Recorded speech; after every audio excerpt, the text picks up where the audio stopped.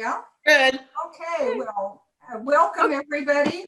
And now that we changed to 3 o'clock, that the meeting got underway. When it was at 1 o'clock, we only had about 3 people. So in the future, if you can't make it at a certain time, we might have to, we're flexible. A lot of people don't go anywhere. So let us know, and we can change the time or even the day, actually. So absent and in changing the time to 3 o'clock, we lost Maggie and Kathy Cole because they could not come at this time. So I have comments from Maggie and I have comments from Kathy that I'll read at the end of Leslie's presentation. So Leslie, you have the floor, or the screen. Okay, I have a corner of the screen. Right, here's our book. Yep. I think we all agree the cover is magnificent. What do you think? Yeah. Yes. For me, the cover made me buy the book because the word Dutch made me feel this is going to be something special, interesting, outside of possibly America. The face was very intriguing.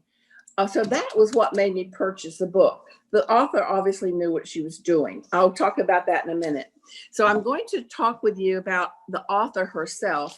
I've taken a lot of material from various media sources, one of which is the recent New Yorker. I don't know if any of you get this. Mm-hmm. But Ann Patchett has her own article in there, and she wrote the article, and it came out about a week ago, 2 weeks ago. I think I sent the link to Daylene. It's called 3 Fathers. The reason I mentioned this is because Ann Patchett as an author is very private. There's not a lot out there about her. And so what I'm going to do today is talk about her, because I'll let you talk about the book and how you feel about the book, but I'm going to try to give you some insight into this author based on what I have done the research on online. So I'm going to have to put my reading glasses on because cataract surgery has buggered my eyes, excuse the English. So what I'm going to ask you first is, how many of you read the book or had the audio? The audio. I've read it. My, so all of you. No, you read it. You didn't have the audio. No, but I read the book. Yeah, but I'm saying how many had the audio? Oh. No. Two of you. Okay.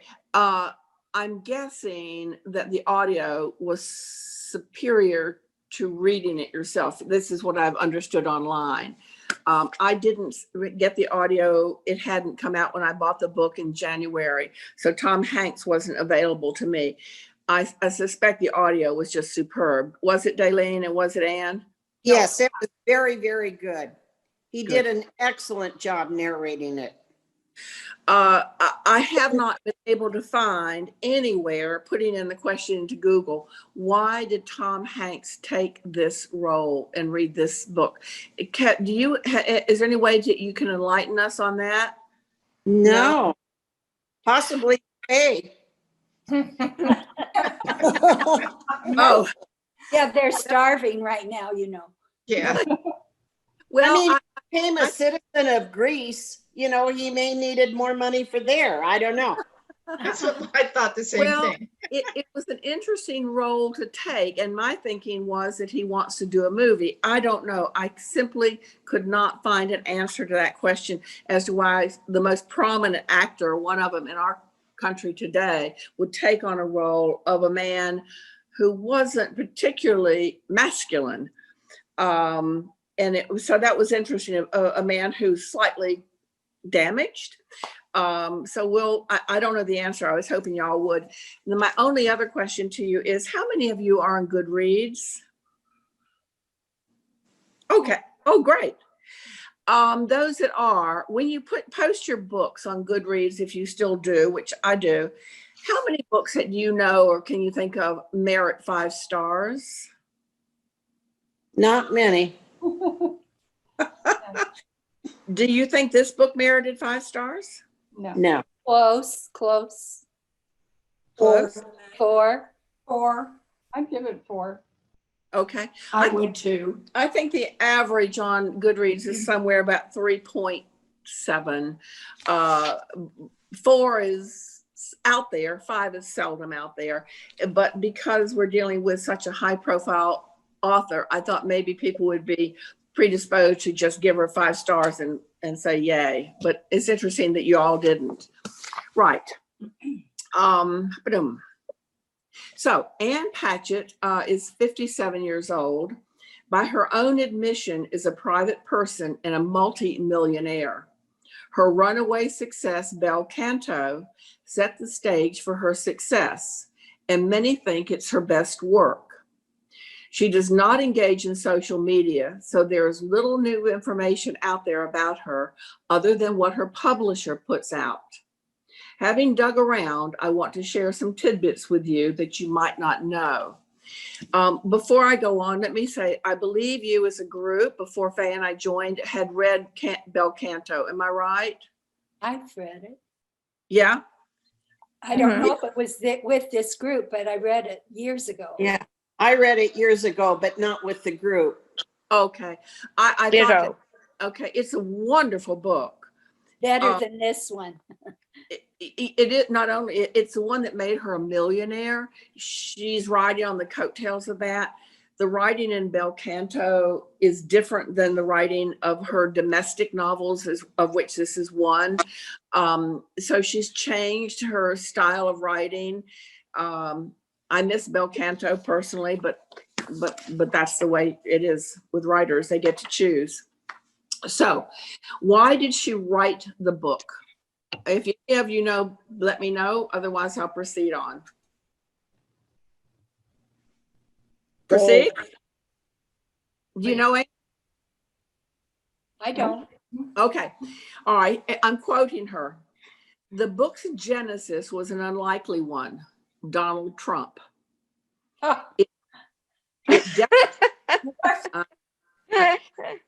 It definitely came out of the presidential election and the celebration of wealth, the idea that nothing could be better than being rich. I was watching and had this feeling that there was this giant celebration of wealth, that the best thing in the world you could possibly wish for was to be rich. I became fascinated by the idea of being repulsed by wealth. I thought, what if somebody just wanted to walk away from it all? I began thinking about the repercussions of one person's decision. When Danny and Mavie lost the house, they couldn't get over it. And I think that's true for a lot of us. When something happens in our lives, even if our lives are going well, we often hang on to the hurt and the pain we lost. Comment at any time, please. I'm just reading Okay, on. well, I didn't even think of that, and it's fantastic. Well, due to this stroke, I had some brain damage and some killing of my brain. So I probably have forgotten a lot of stuff, but that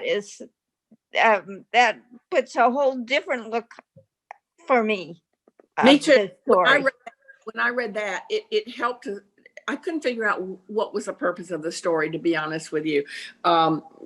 Nice, sweet, and so forth. But that really was a sign of our times. And she felt a compulsion to do it now. How do you describe your book? Quotes from her. It's a would-be fairy tale of anger and desire, brother, sister, running away, so forth. They were Loss, thrown out though. thrown out, yeah.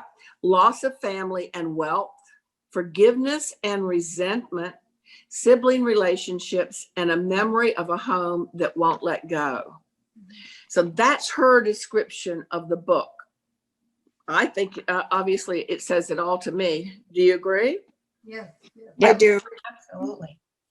Okay. I didn't think they were so affected by the loss of the wealth, although of course it had an effect on their life, as they were just with the idea that that had been their family home and they were basically kicked out. I think Anne will, Patchett, the author, will address that, and you're right. I think that's the core, not the money.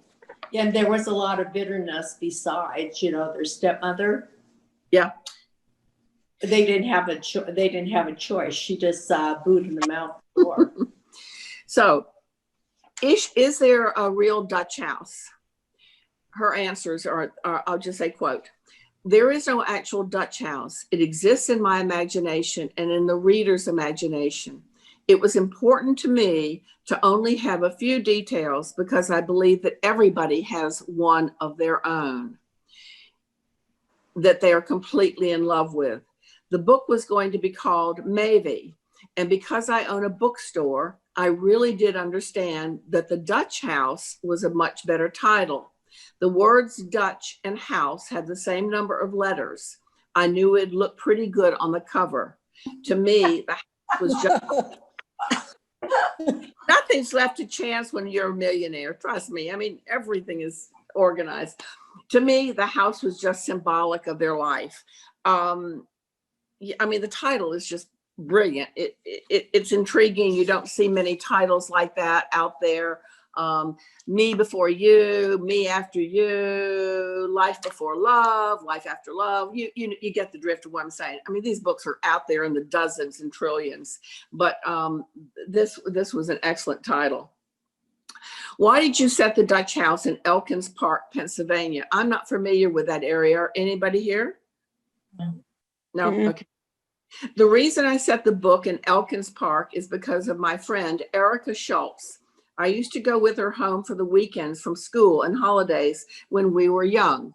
Plus, it was close to New York and my publisher. So that's the setting that she chose. She doesn't live in Pennsylvania. The book cover. This took a lot of looking for me. I couldn't find the answer I was searching for, and I want you guys to help here. A quote, "I wanted the portrait of Maybe to be on the cover.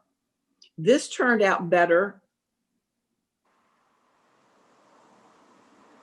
Well, she asked a friend, sorry, I just made a typo error. She asked a friend who lives in, a painter who lives in Nashville, to paint Mavy's portrait. I gave him 2 pages in which the painting is mentioned in the novel. And based on those 2 pages, he did the painting in 3 days. It's not a portrait of a real person, although also you almost never see a woman or girl on the cover of a novel who has a direct gaze. Women's faces are often turned away, half covered by hats or chopped off. It drives me crazy. So here's the cover. You can see exactly what she's saying. The girl is looking straight at us. And that's the engaging part of the book, that she's engaging anybody to pick it up and see what her story is. I don't recall, pardon me, what 2 pages the portraits were on. Do you all? Pardon me. Do you recall in the book? I don't think mine had it in it. I don't know what exact pages they were on, but she describes. And It's towards the end, she describes being painted. I think it's in the last chapter, to be honest with you, somewhere. His name was Simon. I guess Simon was the painter. And she said the mother didn't want to sit, so the father said, well, go ahead and paint my daughter. And then the daughter loved being having her portrait done. And it just talks about him taking 2 weeks to do it. And in the book, it's somewhere around pages, starts around page 314, 315 in there, and keeps on going till the end of that chapter, talking about the portrait. Now Faye remembered something else. Yeah, because I believe it was after his sister died, Maisie. Right. The brother, Danny, gave the portrait to his daughter because she was so like her aunt. Right. Right. Must be the mentioned then. Yeah. And that was towards the end of the novel. Right, it's in chapter 19, right at the end of that chapter. I think, I mean, it is a strange portrait. There's nothing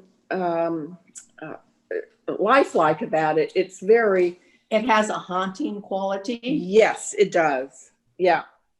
Well, I thought it looked like something you'd find in a museum. Okay. Dutch painters. Yeah. Yeah. Very And I posed. don't know the significance of the birds. That was something I simply couldn't find. I guess that was left up to the painter, the friend of Ann Patchett, to do whatever he felt he wanted to do as a background. She hasn't indicated any more about the cover, but it's quite striking.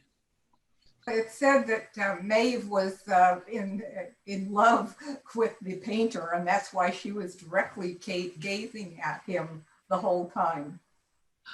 Ah, I had forgotten. Yeah, She had a crush on the painter. right. Oh, I hadn't. How old was she when this was painted, supposedly? 10 years old. Yeah, I think 9 or 10. Yeah. Yeah. And I guess she said that it was somebody who was paying attention to her. Mm-hmm.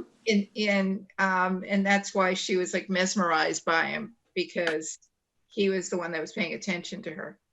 And he told her to wear the red coat. Right. That's great. Thank you for filling in the blanks for me. Why did you tell the story of the Dutch house from Danny's viewpoint? Quote, the book was always going to be told from Danny's point of view, even though I think of it as Maeve's, I don't know how you pronounce it, Maeve's book, a story. It was important to have his perspective. Danny was a very easy character for me to write because, oddly enough, I have known many men who are smart, charming, funny, and interesting, who have no understanding of the fact that their whole life is built on the shoulders of women who carry them around. Interesting. Mm-hmm. Which brings us back to wonder why Tom Hanks picked this character to be. I think he was an interesting character. He didn't maybe have a lot of depth, but He was just not the way he experienced what happened to him and his relationship with his sister in particular appealed to me. I'm going to go back and just read that last sentence because it's going to tie up with the New Yorker article that came out this past month. And I just read this last sentence again. I have known many men who are smart, charming, funny, and interesting, who have no understanding of the fact that their whole life is built on the shoulders of the women who carry them around. That, to me, pinpoints the book for me. That one right there. And that's where I felt a little disconnected from this man. He wasn't my kind, but she has taken this man from the men in her life. She didn't pluck him out of the air, but this man represents other men in her life. Do you feel a connection? Oh, sorry. Did you have a trepidation about writing as a young man? Quote, Danny seemed like the best choice for a narrator because he's smart and funny, but he's also self-involved and oblivious to everything. And Maeve was the character I was most interested in. So I wanted some perspective on her. I wanted Danny to be looking at Maeve, not just Maeve looking at herself. It gets complicated. Yeah. Are we going to have a mystery too? I mean, I never thought of these things, to be honest, when I was reading it, but I'm really glad to have found these kind of her answers. Do you feel a connection, if not to the actual events of books events of books. Her answer to this was in Commonwealth. Now, we read Commonwealth 2 years ago, maybe 3 now, if y'all remember. Certainly, both the events and the emotions was highly connected to me. The book was very close to my life emotionally. The Dutch House was not. Mm. So the Commonwealth, if you recall, was the story of two families where an affair occurred between the two families, and the children were divided amongst who to support, who to live with. It disrupted everything in their whole in all these people's lives, and that was the story of Commonwealth. And that's why she felt connected with it, because that's pretty much what happened to her. You own Parnassus Books in Nashville. That's where she lives. Does being a bookseller and owning a small business that celebrates literature help you as a novelist? Quote, it really does push me to work harder because I see all of these people coming into the bookstore and they want to be told a story. They want to be entertained and they want to be lifted out of their lives. But then they leave the store and order on Amazon. That really pushes my button. Yeah. This is woman that is a tough woman. I don't think she's a softie at all. Okay. And with all that, Leslie, yeah. Leslie, can I just say one of my friends goes to not Nashville, but Franklin, Tennessee regularly because her kids live there. And she goes into Parnassus every time. And she says it's a happening place. I don't remember if she said there's coffee and that, but she says there's all kinds of things going on there. She says it's just a amazing place. Well, wow. Go Tennessee. Well, I might end up there. Yeah. So Faye's thinking about that might be her next landing spot, Tennessee. You can look up the bookstore online. It looks really great. I mean, of course, who wouldn't want to be with one of the best-selling authors in all of America?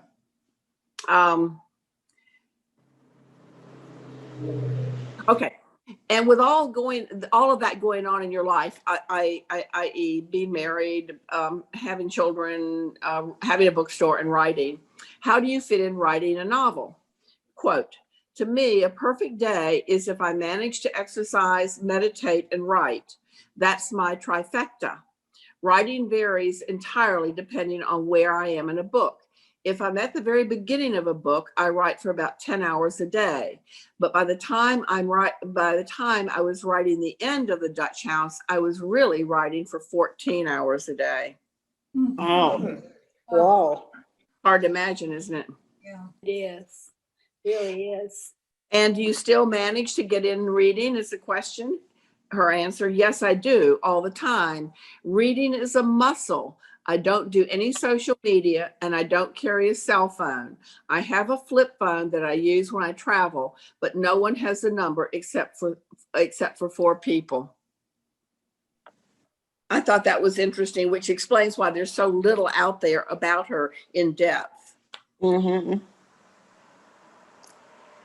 Next question. This book is about good people who are not very good mothers.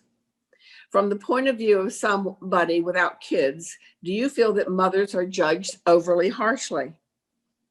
I wrote this book, quote, got all the way to the end, read it, hated it, threw it away, and started over. And I mean completely.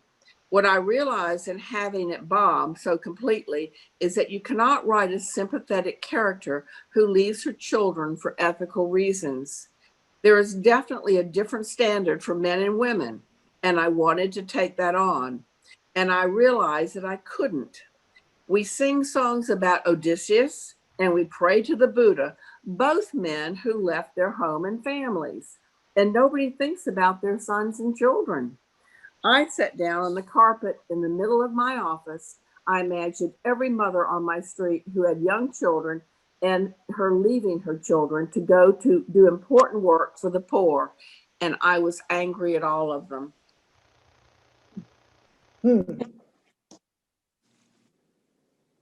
I was angry at the mother. You were. Sorry. All Yes, right. was. Yeah. I agree. I agree. Anybody else was angry at her? Well, I didn't like Danny's wife's mothering either. I didn't either. Lynn, you had your hand up. Lynn? I'm sorry. No, can you- I was angry at the mother. I was disappointed with her at the end Yeah. more than anything. But I think that prophecy about if, when she left, maybe got sick, and then the father said, but if she returns, maybe we'll die. And that kind of hit home with me, that I was disappointed in the mother. at the end. Did anybody else early on sort of suspect that the mother was going to come back somehow? I Yeah. don't think she had any right coming back and, just falling into place like she'd been there forever. Yeah. I thought it was, she presumed that everything would be the same, but she lost it. She lost the love and the nurturing that she should have given to her children and didn't. Excuse me. I don't know if she even was capable of that. She may have worked with the poor and been empathetic, but I don't know if she was capable of nurturing and loving, her family. I think that's probably If- right. Yeah. If you don't put your family first and you put the world first, it's very difficult to step back into children's lives, isn't it? And try to explain how they're lesser than. I did know one woman who left her husband and young son and lived on her own close by. So she saw the son, but she thought that he would be better off living with the father than with her. And to me, that was sort of understandable, but I couldn't imagine doing that myself. Did the children turn out okay? Mixed. There was just the one boy. Okay. Leslie, Yeah. Leslie Ann, Yes. I felt that Maeve and Danny kept going back to the house, not because they missed the house, but because they missed what they didn't get from their family life. And that they were still looking through the house, looking for that. Oh, I like that. Yeah. It showed connection. They're looking for their childhood. They're looking for things that they didn't have. Yeah. And they were together so much that it was just another way to be together and imagine what it could have been. Maybe I'm reading a lot into it, but No. I felt that way strongly. I agree with you completely. So to a great extent, they lived in the past. They carried the weight of the past on them, didn't they? Right. They were burdened by their past. Yeah. I could relate to them sitting in the car across from the house in a different way because my brother and I are 7 years apart, as they were 6 years apart. I'm the older one and remember different things about that time. Had a very happy childhood. So, and my parents lived in the same house for 40 years. So when we both moved away, we would go back and cruise by the house. We had a lot of good memories there. And even my children would come with me sometimes, and we just go by the house and see how things are going there. And I knew in my mind, and still do, every single inch of that house, inside the closets, everything.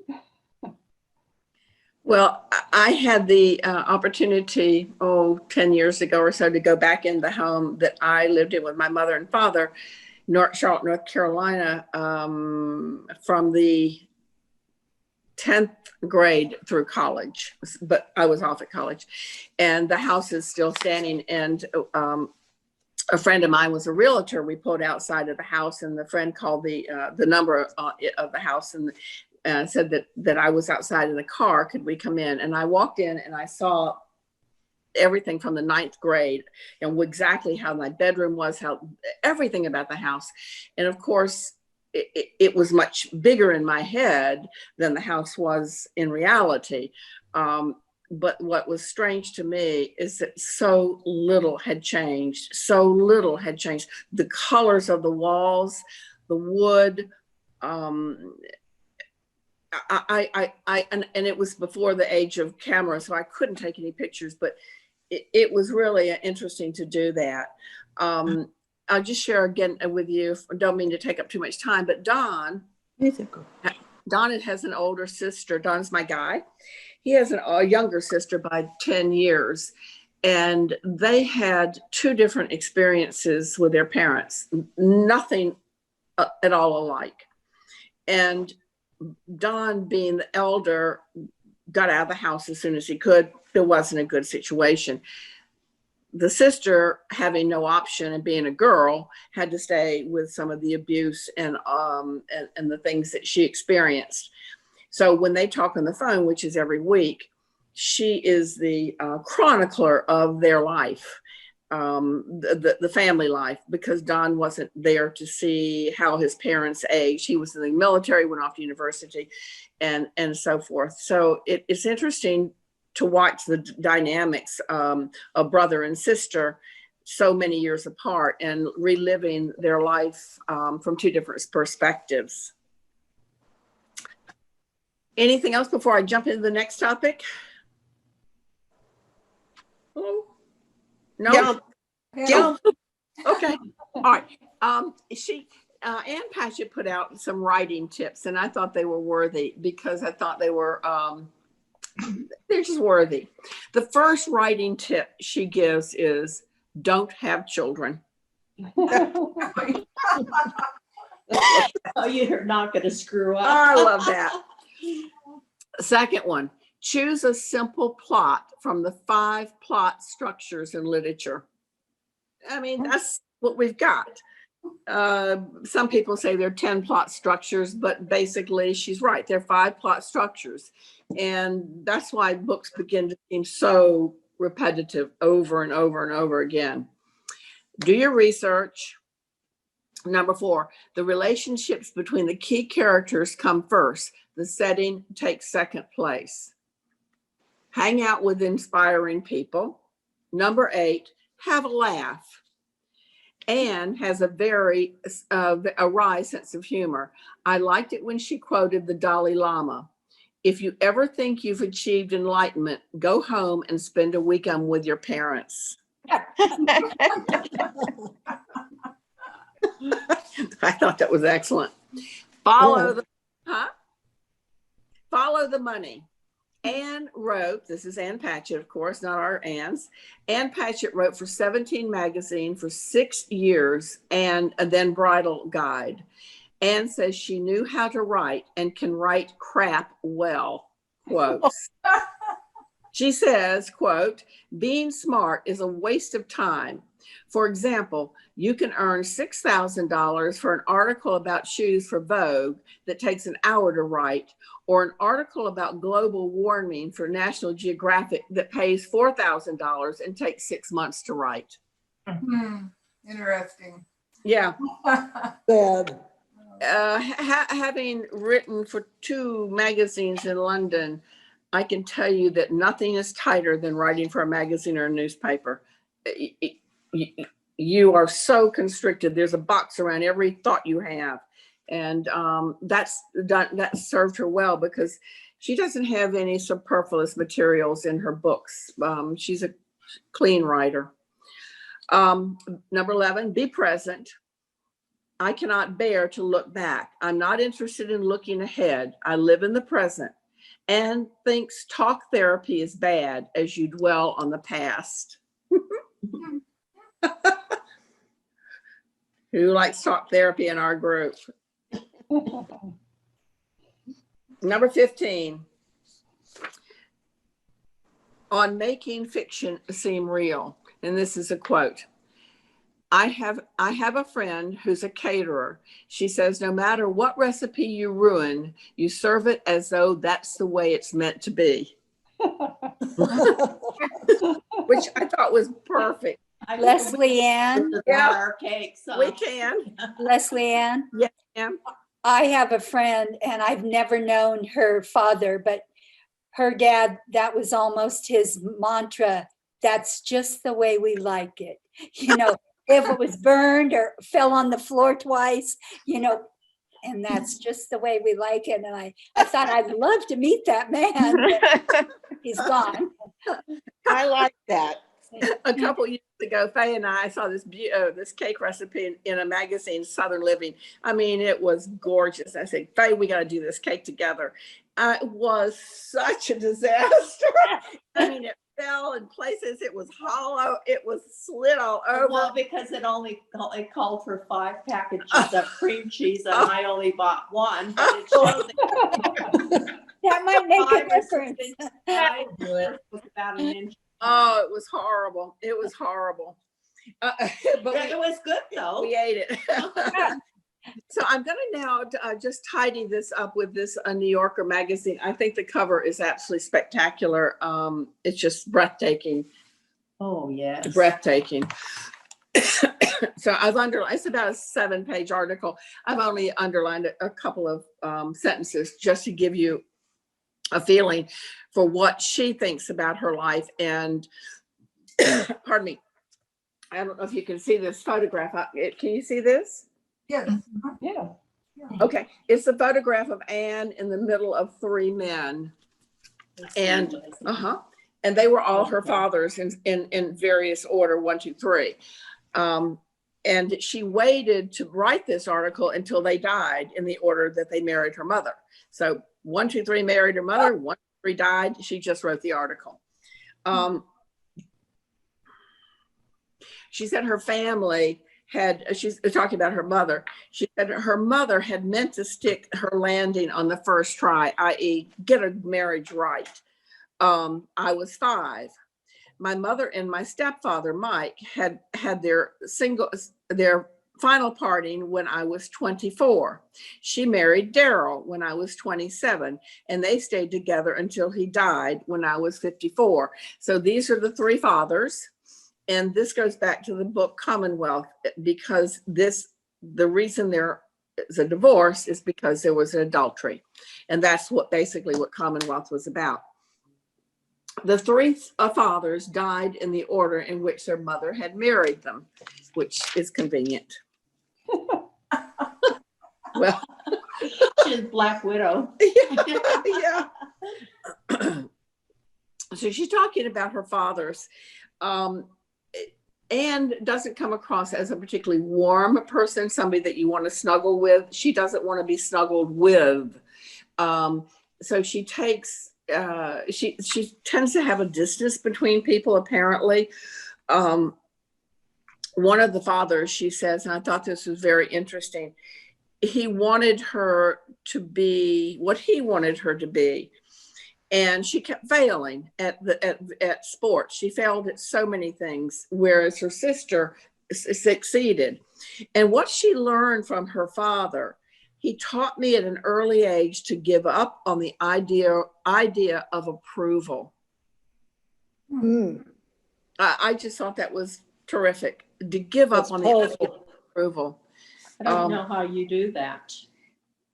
Because you live your life without seeking somebody else to tell you you're a good girl, you've done well, we're going to give you a gold star for your spelling bee. Yep, you live your life without having to seek approval. Yeah, that's very secure. Yeah, that's what one father taught her. Sorry, the light is dimming in this house and it's hard for me to see. Daryl, one of the fathers, I cannot imagine Daryl being interested in how much money I made, or when I went, or where I went, or with whom I knew. And yet I always believed that he cared about my happiness. If he had any gaping holes in his life, it was never for an instant made me to feel that they were part of my, that I felt I was a problem in filling his gaping holes. So there was one father who, the father, and then two stepfathers, one who accepted her and loved her from a distance. Then the divorce happened and their separation occurred over many years until she was a teenager. I don't know how my life might have gone if Daryl had been my father, or if he had been the stepfather I grew up with. It's hard for me to imagine what he would have. It's hard for me to imagine that he would have opposed my writing or been zealously in favor of it. But coming in as a third father at a point in my life when I was most decidedly did not need a third father, he gave me a wonderful gift. He didn't see me as my work, nor did he see me as an extension of my mother. He let me be just one more person around a crowded table at Christmas. That was one of the men. From each of my fathers, I took the things I needed. That's in itself is a brilliant statement, I think. I needed. And then I turned them into stories. My father gave me strength. Mike, number 2, gave me adoration. Daryl, number 3, gave me acceptance. And while these stories are true, so many thousands of other stories are equally true. But this is my story. I'm going to close it there, because the point being, she had these 3 men in her life. She had the disruption of her mother's life. Maybe there's a bit of Danny and Maeve in there, being tossed around between man and having your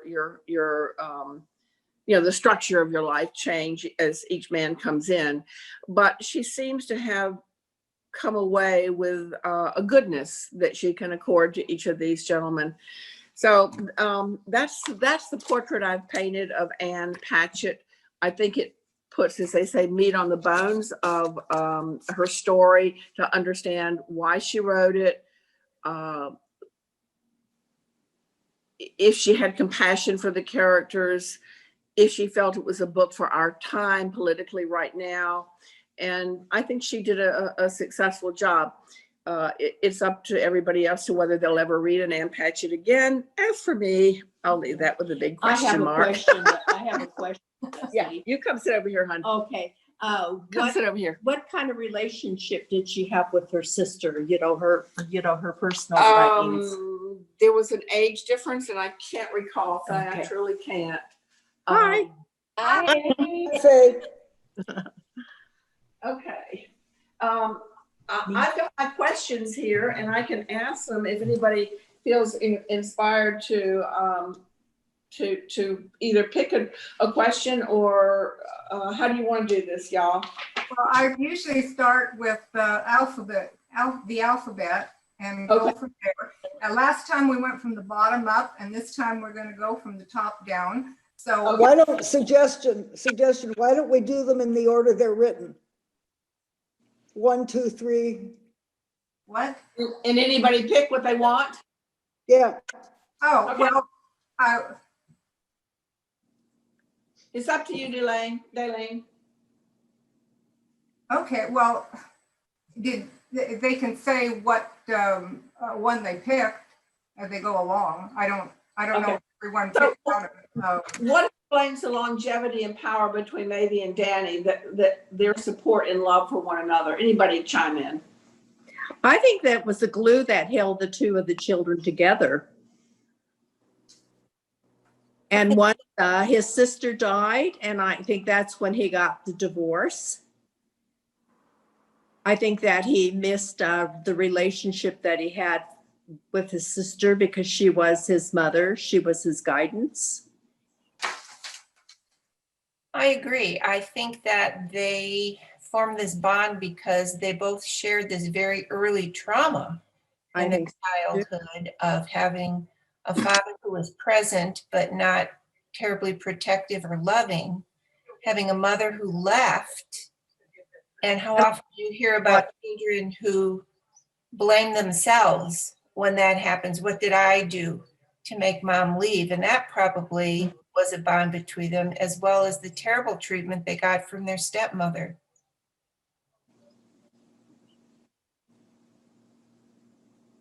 I think the stepmother could have been worse, to be honest. I thought she was pretty terrible. Just to spice up the book. And nobody's mentioned the housekeepers and Fluffy. Oh, yeah. I loved her. Yeah, she was a great character, and she was Yes. one of the things that I Yes. think helped keep the brother and sister together too. In what ways might Elna Conroy's decision to abandon her children be justified? Why, as Maybe agrees, are men who leave their families often judged less harshly? That is a great question. Well, I think it's justified because she was unbalanced and she might have done more harm being there. And I just think it's more common that men do leave than women leave. Don't you think? Why do we judge men less harshly is the question. Why? Because that's the way it's been forever. Yes. I think You're right. Yeah. Typically, it's Well, the mother who The is supposed traditional caregiver is the woman, and so it's unusual for the woman then to leave, or it Right. seems unusual to society. Whereas if the man leaves, well, he wasn't the main caregiver anyway. It seems to be the preconception. I don't think it's justified, but It's a shame that hasn't changed, isn't it? What explains why these two males, Cyril and Danny, are in various ways excused from all responsibility about the lives and struggles of the girls and women in the house? That's a good question. I think it's the society, the way that when they were brought up. I don't think that you would find that as frequently now as you did when that book was supposedly written. Mm-hmm. Can you imagine? I would agree that. I agree. Can you imagine what kind of doctor Danny would have been? Maybe a good surgeon, but I mean, he hadn't a clue about taking care of people. right. He was detached. Yeah. And I think it was because he missed the maternal love of his mother. I just couldn't imagine him going through medical school and then, well, that's it. I guess I'll do what I've always wanted to do. I guess that's real self-assuredness. Well, I think it really too, that was part of the book that really fascinated me. And I think I'm jumping ahead because I think that is question 10. So I'll just wait. yeah. Then. Yeah, I was just going to think of question 10. Okay. Well, hold on. Let's go to 4. Was it preferable, as Maybe agrees, to have spent some years with her mother and then lost her, or as Danny experienced, never to have known her? Which was the better? I think which never to have known her. Because what you don't have, what you have missed, you really don't necessarily think that much about it, because he had no memories or no attachment to his mother, as a warm, loving mother. That his sister, his sister, the love that he felt went to his sister. She was the only positive female role model he had in his life. And I feel the opposite because I think that's why he was so deficient. He didn't have any basis other than riding with his dad in the car once in a while, going to the businesses. But he was smart enough to get through med school with the help of his second mother, who was his only mother and sister. He didn't have a great sense of passion about anything, did he? Just real estate. Yeah, real estate. Yeah. Yeah. That's Yeah. absolutely. I think like Donald Trump. I was going to say that's where Trump comes in. Yeah. I agree. I agree. I think that, maybe having, had that angst about her mother all her life. And then when her mother came back and disappointed her, it kind of threw her, I think. I think she expected her mother to stay and be this perfect image she had probably conjured up all her adult life about what her mother would be if she came back. And her mother wasn't. So maybe, Danny didn't have that, so he wasn't as disappointed. That's what he said. He exhaled everything about, his mother in the past, and he could move forward. Whereas I don't think Maeve could. It's kind of my feelings. I think we've already touched on this a bit, so we might move on. But what is the significance about each of the portraits in the Dutch house? I don't remember the second portrait. I'm sorry. What was the one of the owners of the home, the Van Oh, that's right. Oh, Van Hook, Kubik's, yeah. very careful. Yeah. It's like the owners still claimed the place, even though they were gone many years. It was their possession, the house. They had defined it, and by being there, they dominated the space. Oh, I That's like just a that. thought. Yeah, very good. Why did Maeve and Danny sit secretly in a car outside of the Dutch house many times throughout the years after they were exiled from it? Well, that was their only link, wasn't it? And we kind of touched on that. They were probably wishing for a life that they could have had, or What might have been. they could have had. Yeah. And did Reliving their childhood, or what could have been there. What could have been. Yeah, they did live in the past. And as Ann Patchett said about herself, she lives in the present, not the future, not the past. So it's very interesting that these two characters, that's where they lived. When discussing Maeve's diabetes, Danny suggests that, quote, the body had all sorts of means to deal with what it couldn't understand. What does this mean? What is his relationship between physical health and emotional stress or trauma? I think there's a direct link between emotional health and physical health.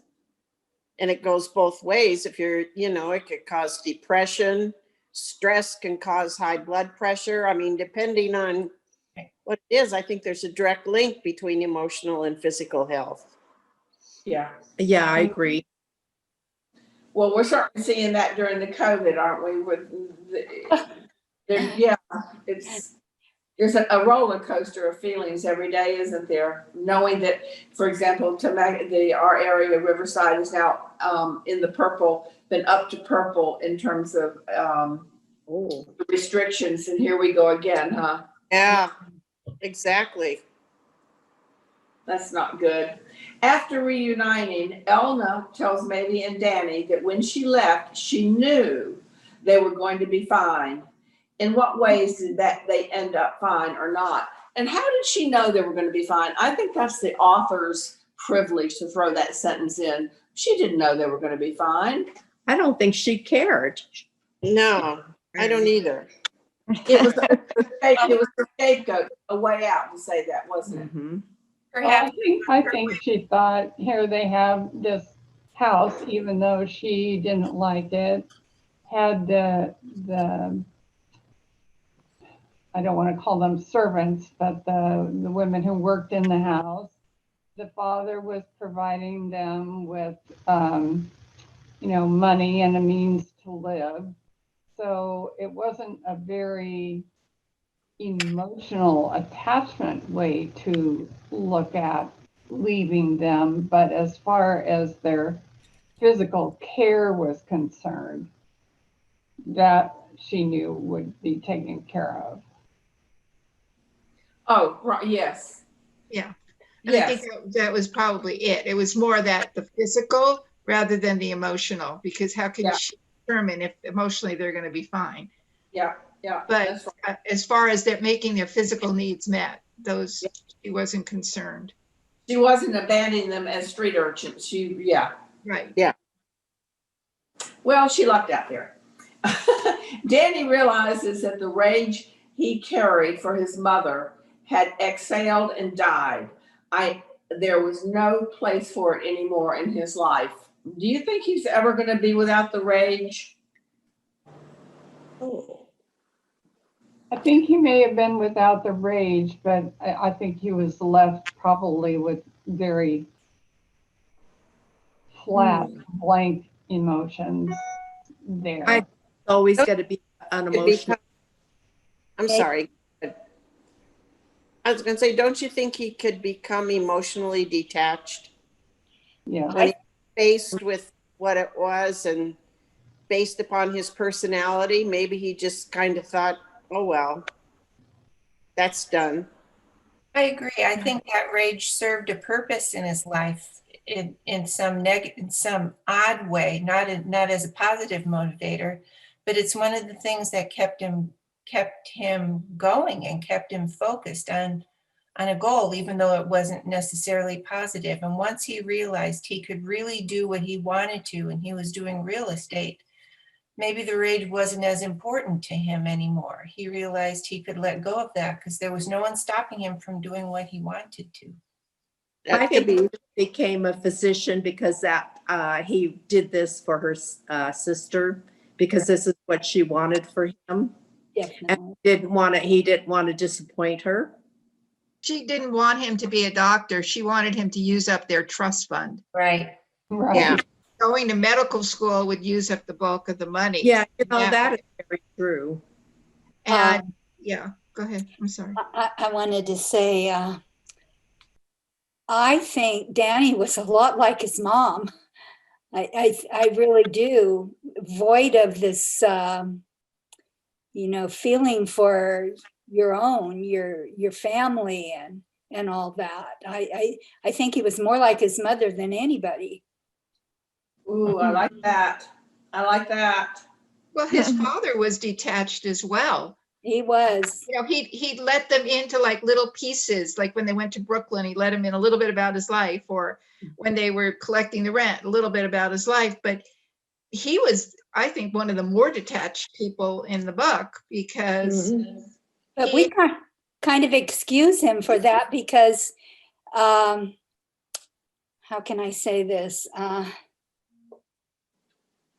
Well, not just because he couldn't communicate. He wasn't a communicator at all.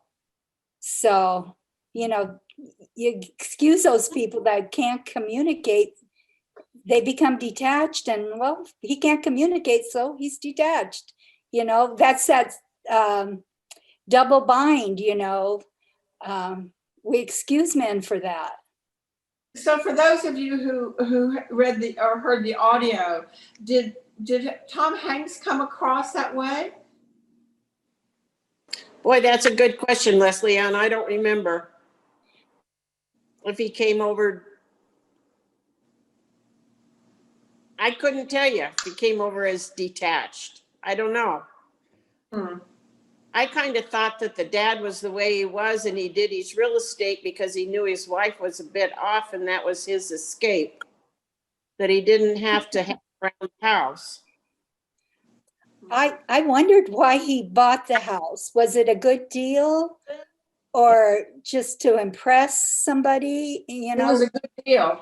I think it was the status too. It was a good deal. Yeah, Yeah. and it was a Thought deal. that was it. I couldn't quite remember. So the last question is, despite completing medical school, why is Danny drawn so powerfully to the construction buying and selling of buildings? What does he mean when he says he is at home on the building site? Again, do we think this goes back to Donald Trump, or is it a bigger picture? I think it goes mostly to his father. Right. Yeah. His father was so detached and removed from Danny's life, but the many Saturday outings with his father was the only one-on-one time that Danny had with his father. And also rent collection. It included minor repairs to units, which was some practical knowledge that Danny picked up then from his father. I think he had paid careful attention to in all those years. Med school was something Meve wanted him to do, not something he particularly wanted to do. And I think, and this is, we've touched on it with his detachedness, but I think actually he was more moved by people's sorrows and traumas than he let on. And I think the possible, the exposure to people dying or ailing badly or bad injuries, risk of losing patients, I think that was more than he could handle. He didn't have any empathy skills to deal with those situations. And so he went for something more inanimate, namely buildings and structures. Brilliant. So do you think, given you, I think your concept, your interpretation, maybe Hatchet could have actually made him less, made him, gave him made him write him better, write him worse, do something. He was neither black or white. I think she could have done it better. I think she could have made it more interesting. I really do. I like exactly what you said, Ann. Oh, well, thank you.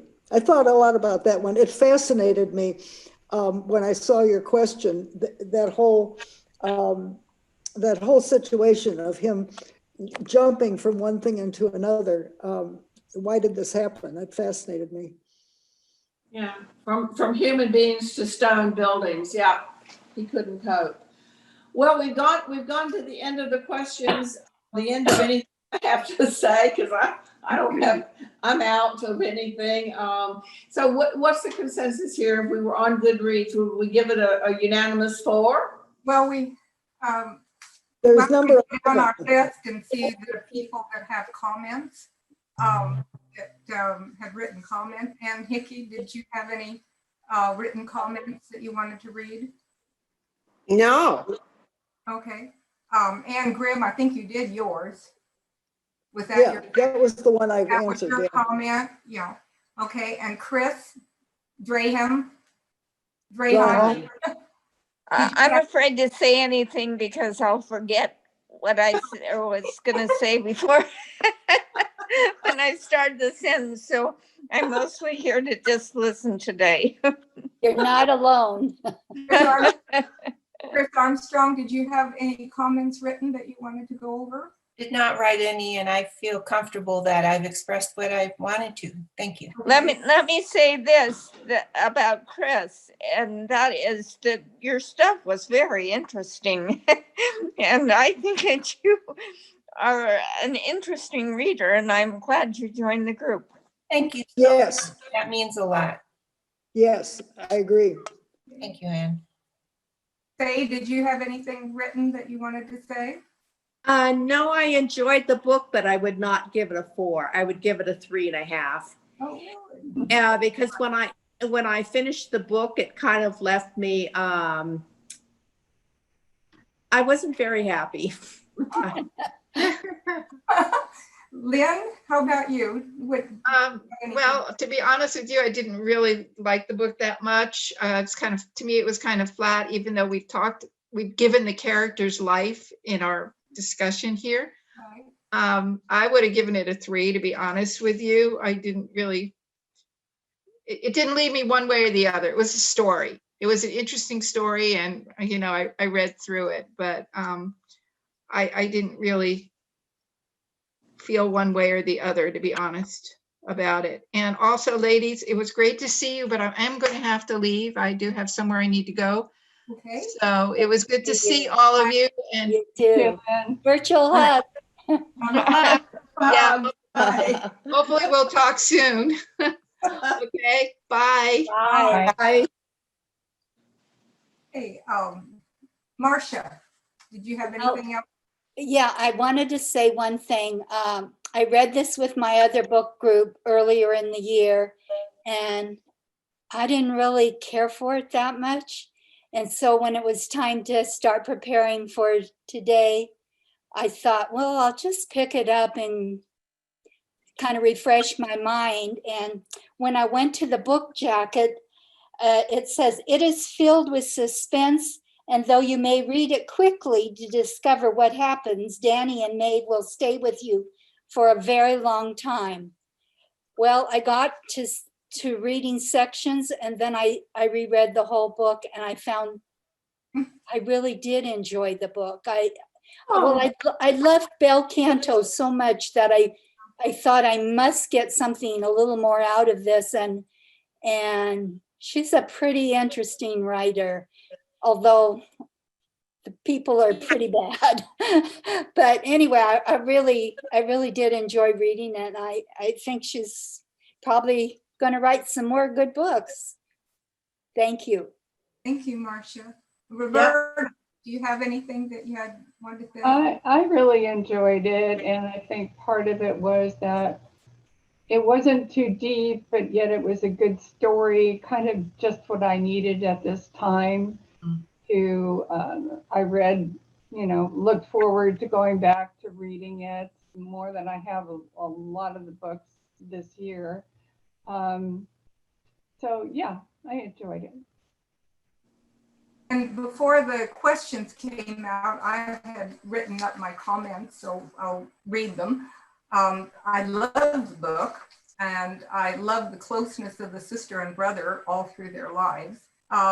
Maeve always taking care of her little brother, even as adults. She was always there for him and him for her. Their childhood had such a profound effect on them, and they parked at the Dutch house and reminisced about their time at the house. The household kept Fluffy and the sisters and Jocelyn, Sandy and Jocelyn were the sisters, were a great part of their lives all through the book. Having been kicked out of their house at such young ages, Danny, only 15, had such a devastating effect on their lives.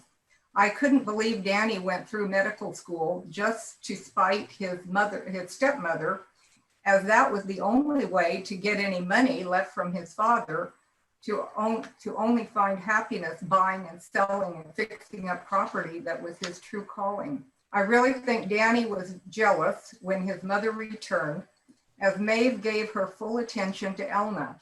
I believe he finally made peace at the ending that she had left them as children, although I don't think he ever really forgave her.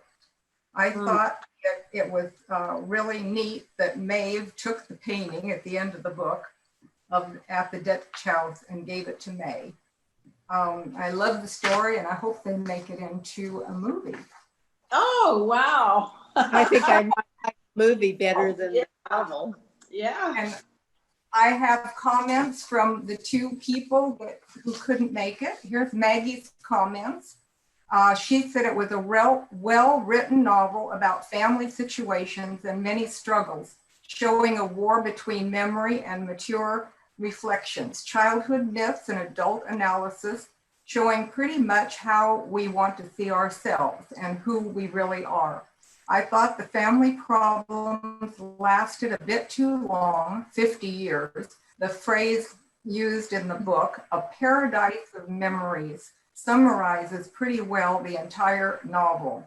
My favorite characters were Danny and Maeve, of course, and that was from Maggie. And this is from Kathy. She says, sorry I can't be there today, but I enjoyed reading The Dutch House. I found it a bit slow at the beginning, but as I continued reading, it got better. I love Danny and Maeve's relationship and how over the years it sustained them both. It made sense to me that they would sit in front of the Dutch house and reminisce about their childhood.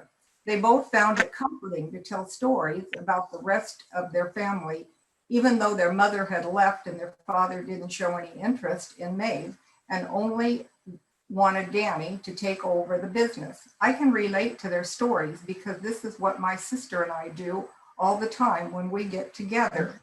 I was actually a bit envious of their closeness. My sister and brother are both far away, and I rarely get to see them. However, I was disappointed when Maeve's mom came back into her life and she so readily accepted her. It seemed like there should have been a trial period or something before she moved in with May. I understood Danny's resentment, but it seemed logical that he should finally decide to let those feelings go. Lastly, I wish I could have listened to Tom Hanks narrate it, and I can't wait to see the movie when it comes out. Take care, Kathy. Well, if we have any theaters to watch the movie, I'll have to see. Yeah. Well, we can rent a theater for $99. Right. Yeah. And we Yeah. can all go together. So if we had 20 people, we probably could social distance. Yeah. Lee?